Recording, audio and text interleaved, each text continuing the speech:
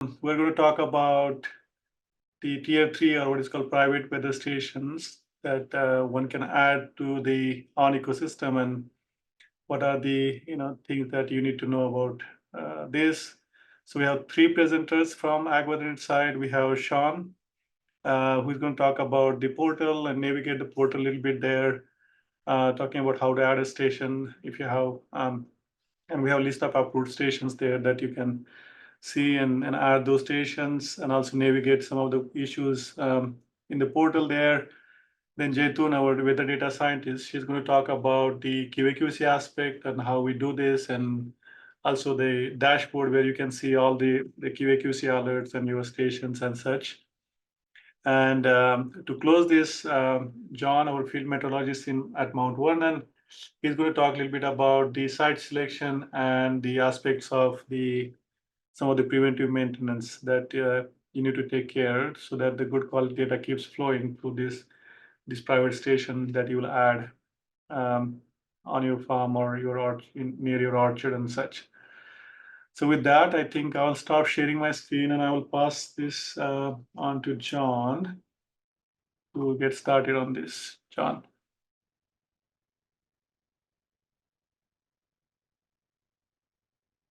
And John, Hey, I just hello want to say everybody. one thing before you start is that if any of you have any question, just drop that in Q&A, and then we have other members of the on team that as this keeps going, we can try to answer those questions. Yeah. Sorry, Sean. Yeah. No Sorry. problem. So hello everybody. I'm Sean Hill with the AgWeatherNet program. I think I know most of you. I'm one of the system analysts slash developers, which means I take care of databases and web pages and computer support. Uh, First off, I'd like to thank our colleague Akash for a lot of the great work he's been doing, reformatting the pages and some of the functionality. What we're looking at right here is, of course, our home page. Um, Anybody who doesn't know how to sign in or register, we have this sign in button right here, which will take you to a nice form where you enter a username and password as you should be familiar with just on the web page. We'll ask you for certain information and to accept the terms of service, and you sign up. It's free and always is expected to remain that way. Uh, so, what is the Tier 3 program? I'm going to start with the overview page here, which you can find under private stations on our menu. Uh, Tier 1 station is one that is a professional grade hardware installed, maintained, and supported by AgWeatherNet. A Tier 2 station is lower cost hardware that's again installed and maintained and supported by our program. A Tier 3 station would be one owned and maintained and supported by a third party, such as yourselves, who's not AgWeatherNet. And currently, we offer this service as a free service to allow you to add your station and send data in through our system to be able to use our decision support tools and other options. So you can see on this page the various terms of service, and you'll notice that one of the important and valuable aspects of it is that the data that you send through this system is also possible to be available through the WSU Decision Aid system. So there are several types of stations we currently support, and again, you'll find it here on the menu. Each of these vendors has worked with us to provide access to the data through various API solutions. So at the moment, we support Davis, Meter, Onset Hobo, and RadenWise configurations. You can find on this page details about what hardware from each vendor is currently supported. We will, as a program, provide our best effort to collect data from your stations in a timely manner, but it's important to note that we are not staffed on weekends or evenings. So we will try to get to those as best we can. So to add a station, I'm going to just randomly pick Davis in no particular order, not because I like it best, just because it's alphabetical. And you'll notice you have to agree to the terms of service. And when you click agree, it should auto-populate with most of the information that we need up top. We'll ask for your phone number so that we can contact you. And then each vendor has a different set of secret information that they need you to provide to us in order for us to be able to collect that data. So you'll notice on the Davis, there's a what they call an API key and a secret key. I'll go over here and I'll choose meter, and again select agree. You'll notice that for meter they call it a serial number and a password. And then for instance, for a hobo, I click agree. If I click, and you'll notice here we have a client ID, a secret ID, a user ID, and then a logger serial number. For RainWise, oops, wrong button. For RainWise, they have what they call a MAC ID. And I'm just going to skip that because I think I clicked it wrong. So once you've entered that information, the client ID, secret key, API key, we're going to ask you for some specifics about the station, like what sensors are installed at that location and what is the actual location of that station that you've set up. You'll be able to provide a station name, a description, the GPS coordinates. We'd like to know whether it's in orchard, in field, or out of the orchard, more generally representative. What is the nearest city? What county are you in? And then one of the most important things is the relevant obstructions to that weather station. And I think John will probably talk about that a little bit. We also like for you to please upload at least a north-facing photo of your station so that we can be able to display that on the web page. It really does help provide some context about what is the observations being made at that location.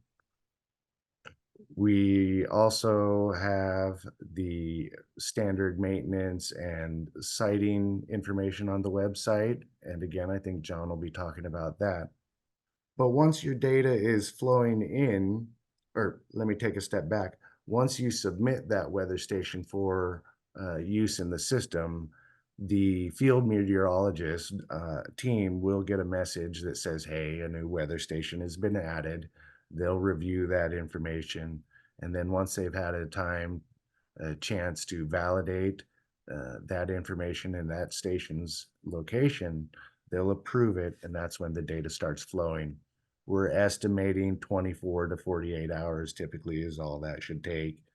And once that data is flowing, you'll be able to use all of the various tools that we have on our site. Hopefully you're aware and familiar with most of them.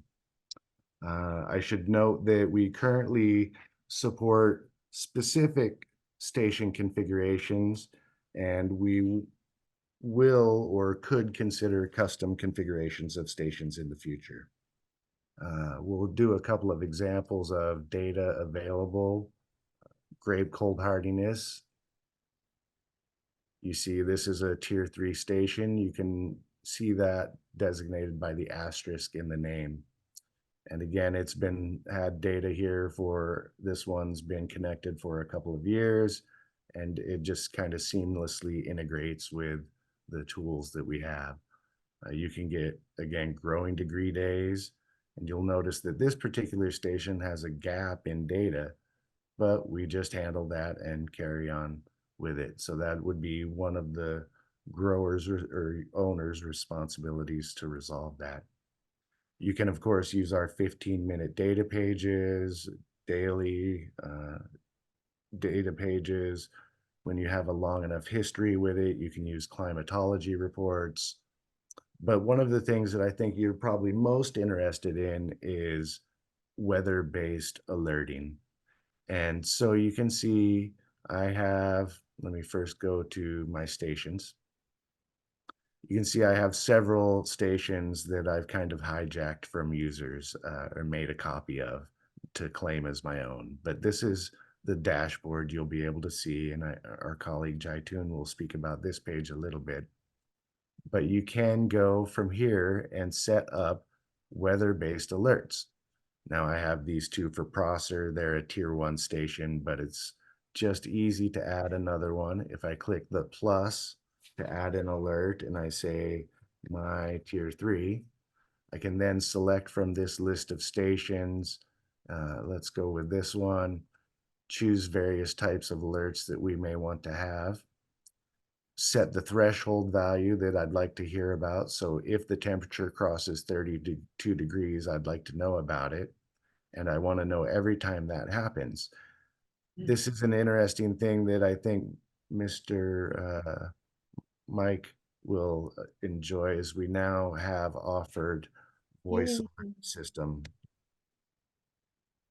Excellent.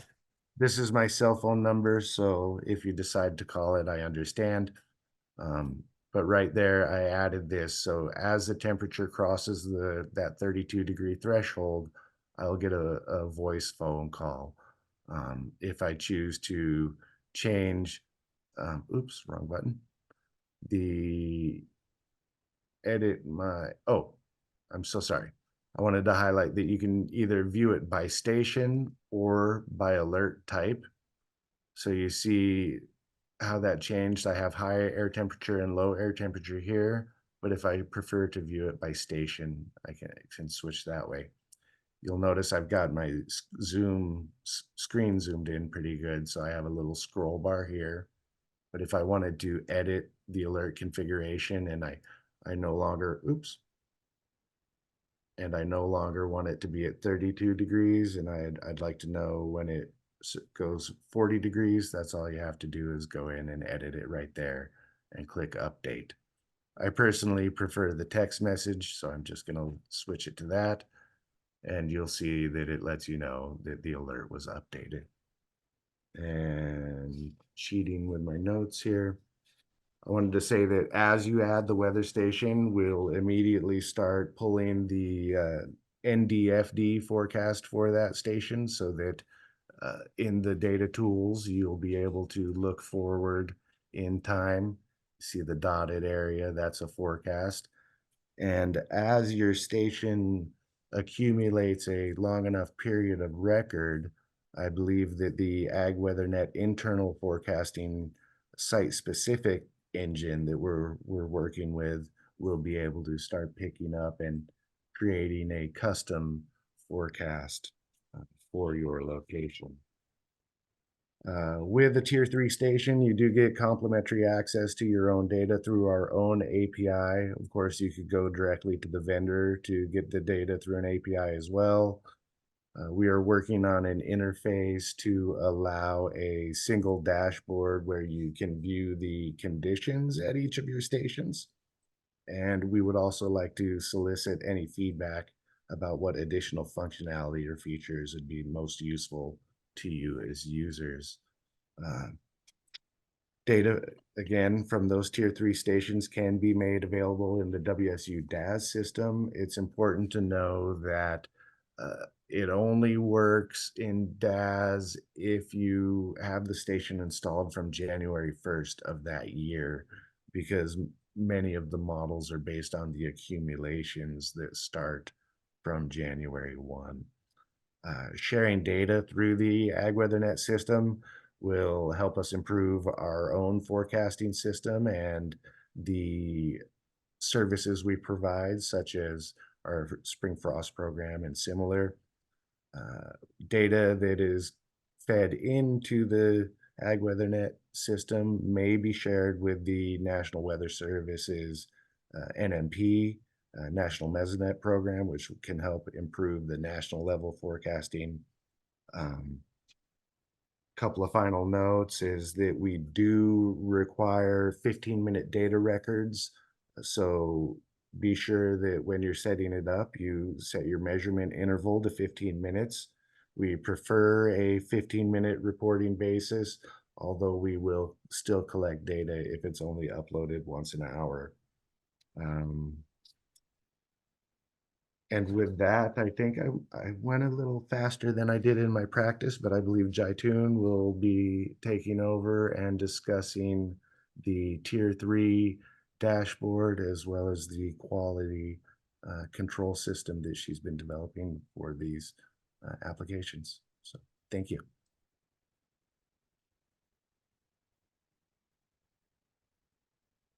Okay, thank you, Sean. Jaitun, you ready? Yes. Okay. Yeah. Am I audible and is my screen visible? Okay. So, hi everyone. I'm Jaitun. I recently joined AgWeatherNet, so I started from October 2023. So, just to give a brief introduction, I completed my master's in computer science from Virginia Tech. My areas of interest are applications of data science, user experience research, and environment sustainability. Um, Outside of my work, I like to spend time in the outdoors and hike, and also I love doing dance. Uh, Moving on to the quality control and assurance procedures at on. So we have an automated process to ensure the quality of data in the network, which identifies bad and also removes bad data.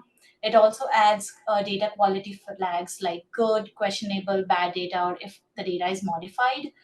We try to replace data if we have backup data in case the data is unavailable or bad data.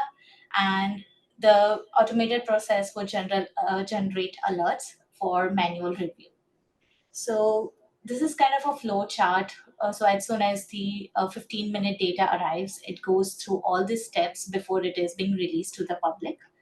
So and all this happens in near real time and is applicable to all the tiers. So private stations have access to the quality control processes.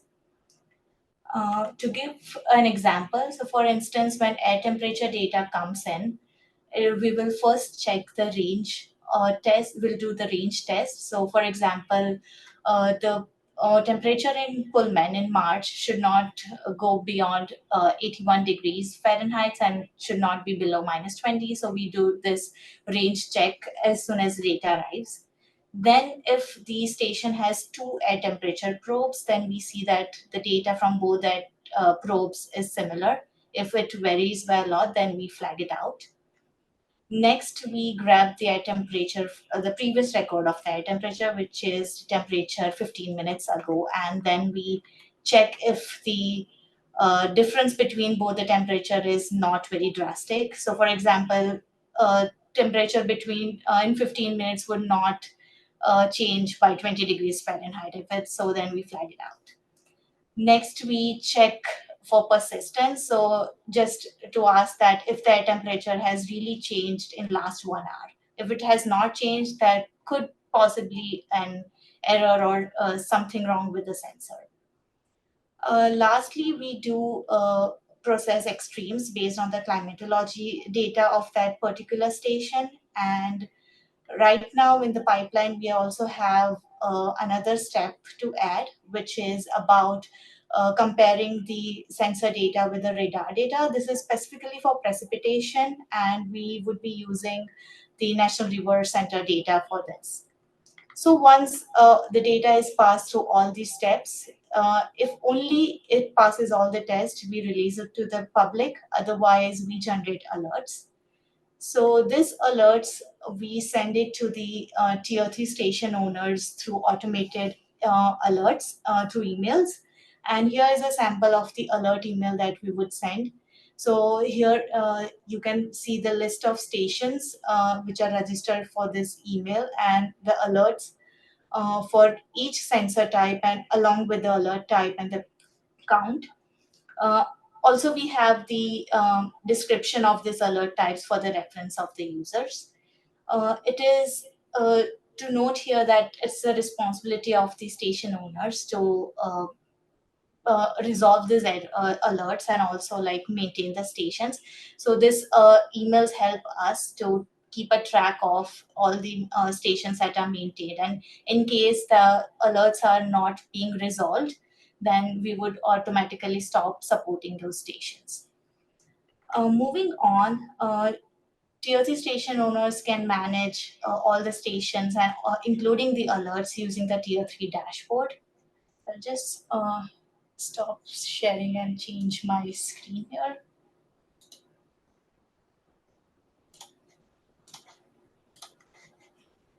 So if you go to the AWN website here and another main menu on my AWN, you can see the option My Stations.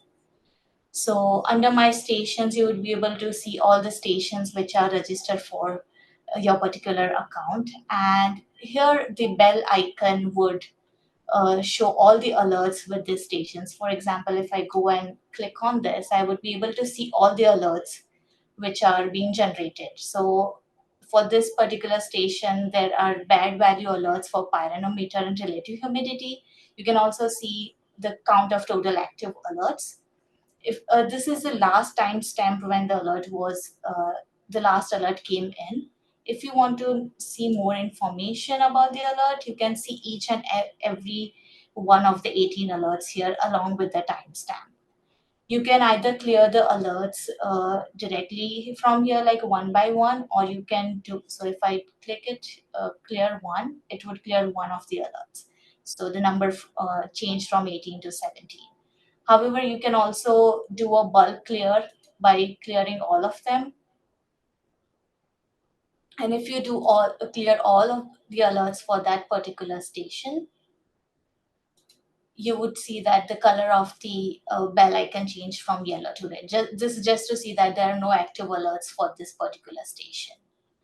Along with this, on this dashboard, you can add more images to the stations. You can also add information about the sensors which are attached to the station.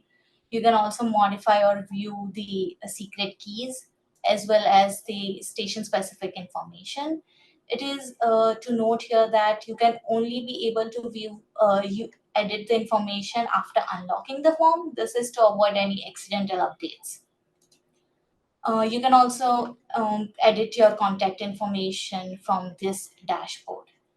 Also, you can add the stations shown by Sean. You can directly access the particular vendor page from this particular dashboard. So with this, I would like to pass on to John, who would now talk about the installation and maintenance of the Tier 3 stations. Thank you, Jaitun. John, you're there?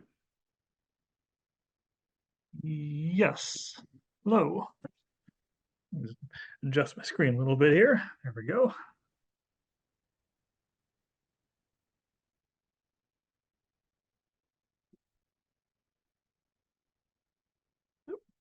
There we go. All right. So I'm just going to be talking a little bit about participating in the private network program. Just going over some tactics for installing the station and maintaining it.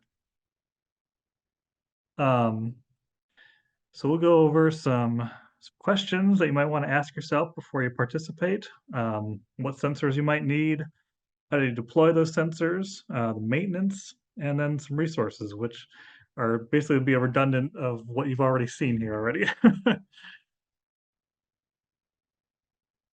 So first thing that I would ask myself is, can my needs be met by a nearby station? You know, we have about 240 stations that we maintain throughout the state, and there may not be a need to put your own station in if you think that something nearby can solve your needs. Which, you know, leads into the, would it be worth the investment to put a station in? Right now, it's going to run you about $3,500 to $4,500 just to buy the equipment. And then there's also going to be annual communication fees. You need to maintain the station, and then I can guarantee you that there will be repair costs involved.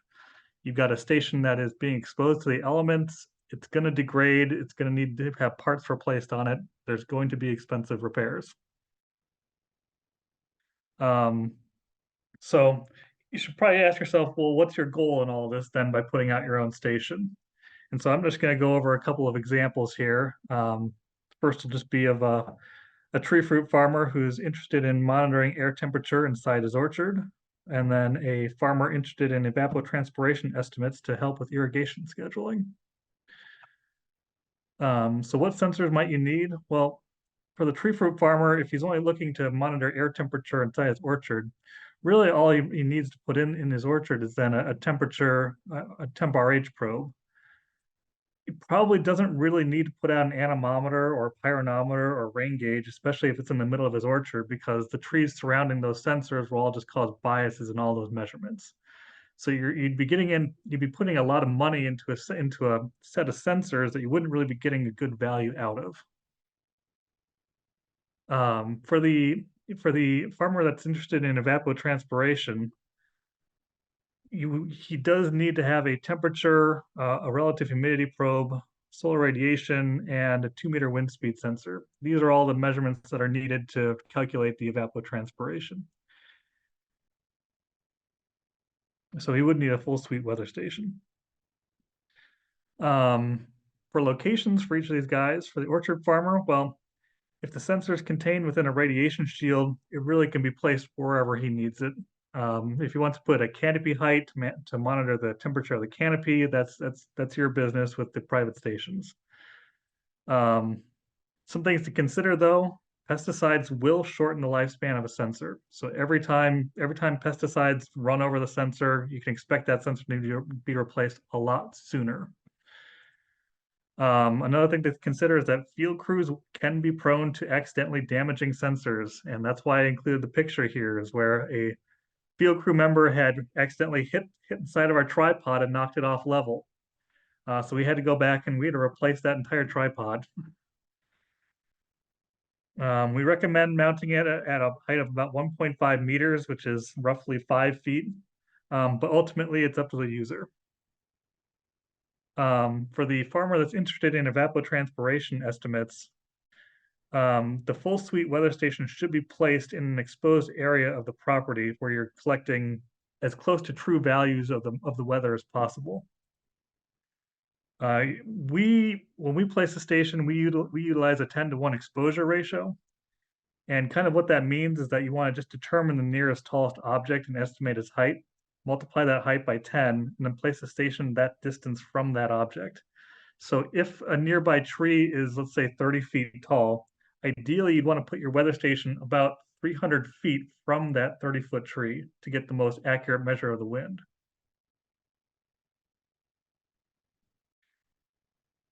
So as Sean kind of touched on, right now we're supporting Hobo, Davis, Rainwise, and Meter, and you can find out more about each of those in the approved stations on our website.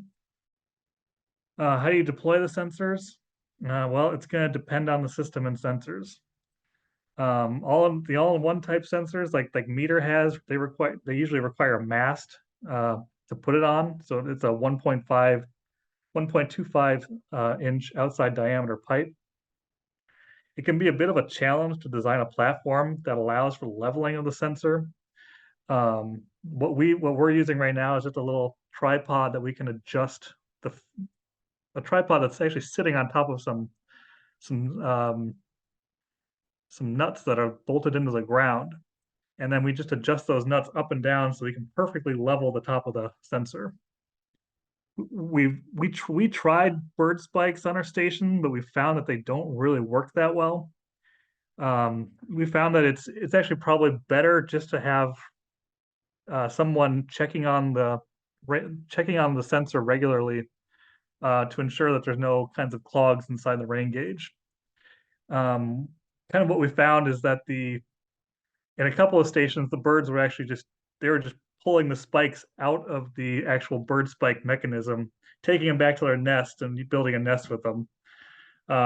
We also found that the spikes on the all-in-one sensors were actually occluding the solar radiation sensor at certain times of the day because the minor shadow was being cast across the pyronometer from the bird spikes, and it was causing an error in the measurement. So we don't really recommend bird spikes. Just make sure you get out there and check your sensors once in a while to make sure that the rain gauge isn't clogged up. Some of these all-in-ones, they come as tripod systems. They're really nice to deploy. They're easy to build inside, take out to wherever you want to put it. Just make sure you anchor the legs well into the ground. We have seen some stations that have tipped over in the wind because they weren't anchored well enough. And then just make sure you're checking the level. Just some kind of the basic sensor maintenances here. As you can see, we've seen a pretty broad spectrum of problems at our stations here. So it kind of just comes down to three things. You're just going to keep it level, keep it clean, keep it functional. You need to keep it level so that you're getting accurate measurements in your rainfall, accurate measurements on your pyranometer. And even in the all-in-ones, if it's not level, you will be measuring a component, the vertical component of the wind as it becomes more and more unlevel. So you want to keep it perfectly horizontal, so you're only measuring the horizontal aspect of the wind. For cleaning, you're just going to keep the rain gauge clear. If it's on the east side of the state, you're going to be fighting dust all the time. You want to just wipe the dust down off the side, make sure it's nice and polished and white. On the west side, you're going to be dealing more with moss buildup, so you're going to just need to remove that periodically.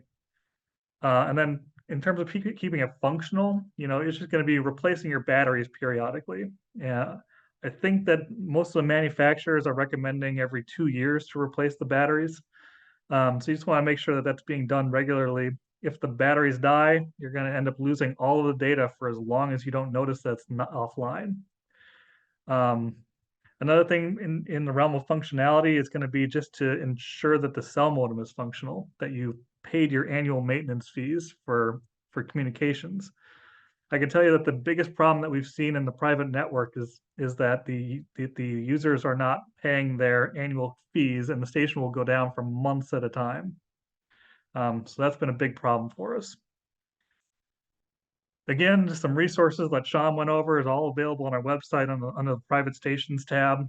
So if you need to review anything, all this information is on there.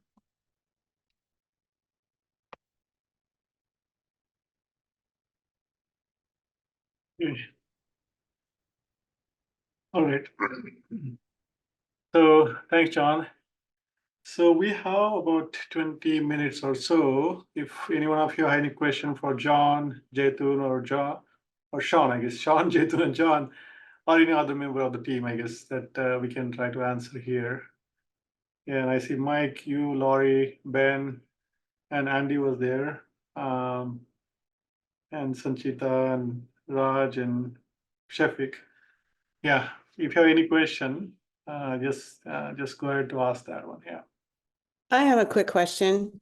Is it possible to edit the sensor or station data directly now on your website on AWN? Like if I want to rename a station, because I have a lot of them out there that are just called Hood River, and it would be helpful to put their actual names on them. And that looks like I wasn't able to do that in the past, but now there's been some improvements in the website, obviously, in the last several weeks. So is that something we can do? Your stations specifically, the short answer is yes, but your stations specifically, let me send you an email so that we make sure they're properly associated with your user. Since you were Okay, early, perfect. they may need a touch to get it there. Okay, But the answer cool. is yes, you can make those edits yourself. Good. Thank you. Okay, there are 2 questions. And Paul, you're just joining in. We just are done with our kind of presentation / demo of the web portal, right? But if you have any question, please go ahead to ask that one, Paul. So I have a question here. Does the data from the private station get included in the maps? I'll step in on that one. Yes, they are included, and I think I can just quickly do a screen share. So we're talking about this page here. You will see that they are not listed on the numbers here, but they are included in the interpolation. Just verifying. And on this other map that we have, they are certainly included as the data points. You'll see these small little circles. So on this particular map, you'll notice that the black border indicates that it's a tier 1 station, while the white border indicates a tier 2. And we've put a little less emphasis on the tier 3s as just an image dot, but you do have access to them. And so you can, oh, there's a station photo sideways. Very nice. I guess we'll have to work on automating orientation of photos. So I hope that answers the question. Yeah, thank you, Sean. And I think, Ben, you had a question? Yes, I have a question about the so who will eventually possess this data? Like, the data belong to WSU or the grower themselves? Well, if you're sending the data to the ON portal, right, it would be archived into the WSU database. Well, on a database, again, that would be, yeah, on the either AWS or both locations actually, AWS and also WSU cloud service that we have here. Yeah. Thank you. Okay. Any other question? I see one about estimating harvest for apples and cherries. I think that's a development model based on degree days typically. I don't know if you can speak to that at all. Oh, I thought Bethany was responding that one. Can we use this data to estimate harvest start date for apples and cherries? I think so. We don't have models, Sanchita, for the harvest, timing, but you can, like Sean, you might want to talk about growing degree days and that scenario where you can just look at the degree days and try to relate that to the growth stage, maybe, I guess, right? So. Sure, let me see if I can just hit the share button again. My screen available to you all? Yep. Mm-hmm. Yes. So I am not a plant pathologist, so I don't know the number of degree days required for each stage of growth on cherries or apples, but it is typically degree day based. And this particular chart shows the accumulation of degree days over time. The current season would be listed right here, and you can see it's 2114. Oh, that was 2023. 2024, we're still in this March timeframe. We've only accumulated a few degree days, so your growth stage is going to be changed, but you would be able to note the accumulation and estimate what stage you would be in of growth. And there are research projects that I'm slightly aware of that are trying to develop a universal model for development stages. I don't think they're necessarily ready for prime time yet. And in grapes we have growth stages. I think that's the Right. only model. We don't have anything for cherries or apples, I would say. Yeah. I did see a question about estimating irrigation needs with these stations. One of the ways to do that is with the generalized water use model, which will predict the total potential water use. You'll see that this is March 27th. That's a day we have data for. And the next several days is using forecast information specific to the location of this particular weather station that we're looking at. And we'll estimate the total potential water use for that 7-day period. We also have, I don't want to bring it up because I haven't created a field for it, but we have a checkbook style deficit irrigation tool called the Irrigation Scheduler Mobile, where your tier 3 station would also be available. I mean, I guess you all are here, so let's take a quick look. You see, these are some of my stations that I've done over the times. Don't criticize my naming conventions, please.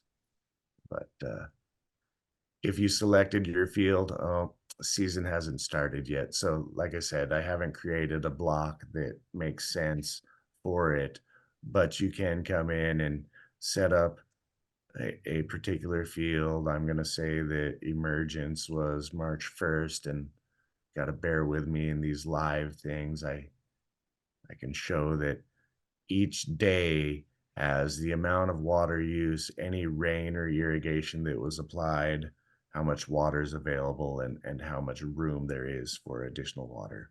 So I think to summarize, there are tools available.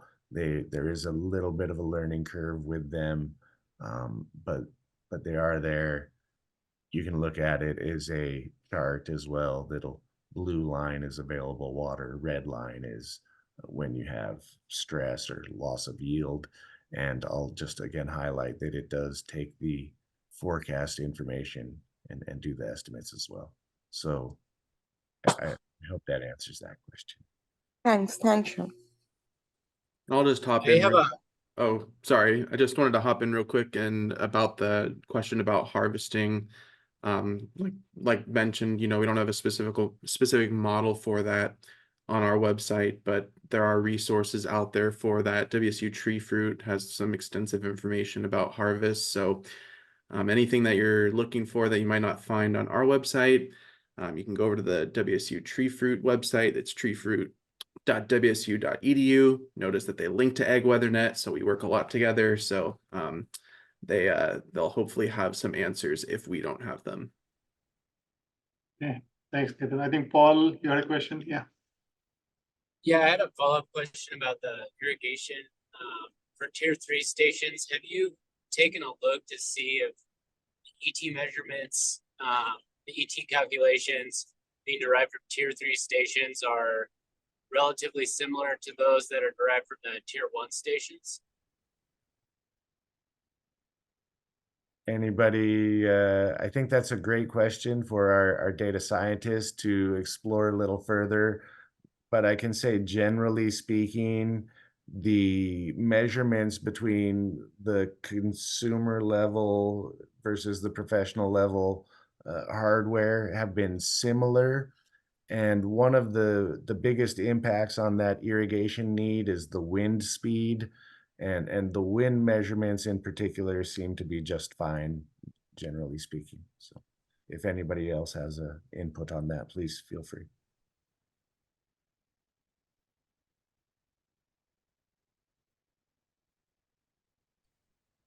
Great. That's a good answer. And then forgive me since I missed the beginning of the presentation, but is it possible to change a station's name as like just using your regular login to go in and change a station name? And does that cause you any problems if we do that? The naming of a station itself does not, well, I mean, as long as it's not inappropriate, does not concern us. We do have some limits on names. Specifically, we reserve geographic names for our Tier 1 and Tier 2 networks.